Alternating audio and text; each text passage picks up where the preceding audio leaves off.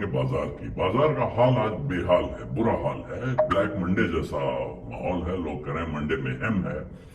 Sensex 850 point के आसपास 850 point तक गिरा था, हालांकि बाद में वो 826 पॉइंट गिरकर बंद हुआ है। उधर निफ्टी में भी जबरदस्त गिरावट है, 19,300 के नीचे पहुंच गया है। और मिड कैप और स्मॉल कैप का हाल तो इससे भी बदतर है। पूरे बाजार में अगर आप देखें तो जितने सेक्टर्स देखिए, हर सेक्टर का इंडेक्स जो है वो लाल निशान यानी कि वो गिरावट के साथ दिखाई पड़ रहा है।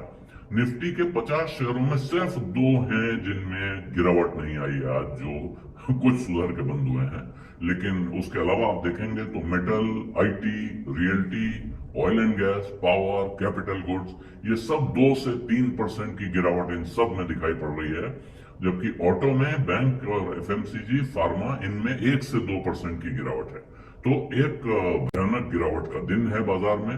और ये पिछले 7 महीनों का सबसे खराब दिन, वर्स्ट परफॉर्मिंग डे है पिछले 7 महीनों का मार्केट अगर आप देखेंगे।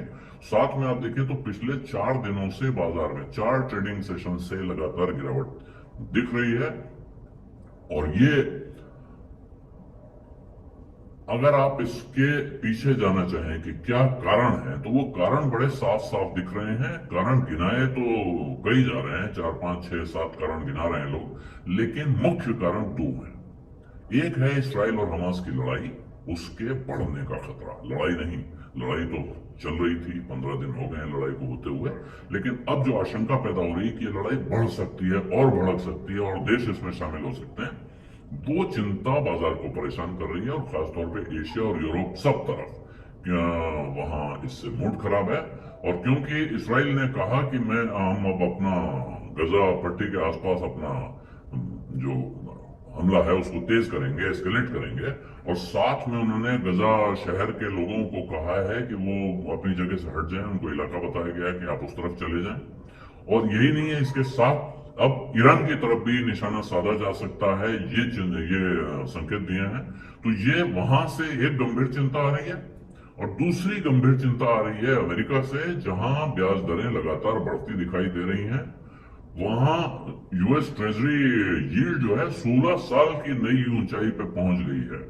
तो 10 साल का जो यूएस ट्रेजरी नोट होता है उस पर 5% का यील्ड आ गया है। और इसकी वजह से अब वहां चिंता ये हो रही है कि महंगाई फिर बढ़ सकती है। और ये महंगाई सिर्फ अमेरिका में नहीं, पश्चिमी देशों में, अनेक देशों में, यानी कि यूरोप के अनेक देशों में भी फैल सकती है। और इसकी वजह से ये लगातार परेशानी बढ़ रही है बाजार में। और जब ये चिंता वहां बढ़ेगी तो उसका फलित यहाँ दिखता है। और यही वजह है कि आईटी सेक्टर भारत में, इसमें जिन सेक्टर्स पे भारी मार पड़ी है उनमें आईटी सेक्टर शामिल है, क्योंकि उनकी बहुत बड़ी कमाई अमेरिका से आती है, वेस्टर्न कंट्रीज से आती है। तो वो दबाव साफ दिख रहा है। और अगर एक बड़ा सेक्टर दबाव में आ जाएगा या बाकी दुनिया की इकोनॉमी दबाव में दिख रही है, बाजार परेशान दिख रहे हैं, तो उसका रिफ्लेक्शन और चीजों पे, कमोडिटी पे भी हो सकता है। हालांकि कच्चे तेल का प्रेशर कुछ कम दिख रहा है, लेकिन कब तक कम रहेगा ये कहना मुश्किल है। इसलिए आज की तारीख में ये चिंताएं जो हैं वो बाजार पे हावी हैं। लेकिन एक चीज का ध्यान रखना चाहिए कि एक दिन की ट्रेडिंग है, एक वीकेंड और उसके बाद दशहरे की छुट्टी के बीच में। तो आज के माहौल को, आज के मूड को बहुत लंबे ट्रेंड के तौर पे पढ़ना नहीं चाहिए। हालांकि पिछले 3 सेशन भी गिरावट के साथ गए थे, ये चौथा सेशन है। अभी बुधवार को जब बाजार खुलेगा तो क्या होगा उस दिन देखना पड़ेगा।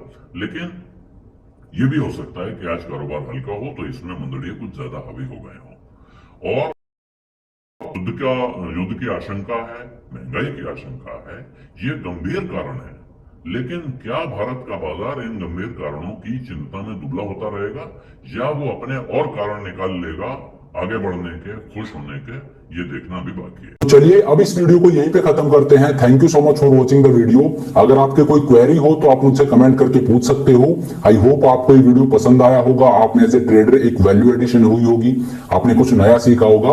अगर वीडियो पसंद आया तो मेक श्योर आप वीडियो को लाइक करें, चैनल को सब्सक्राइब करें।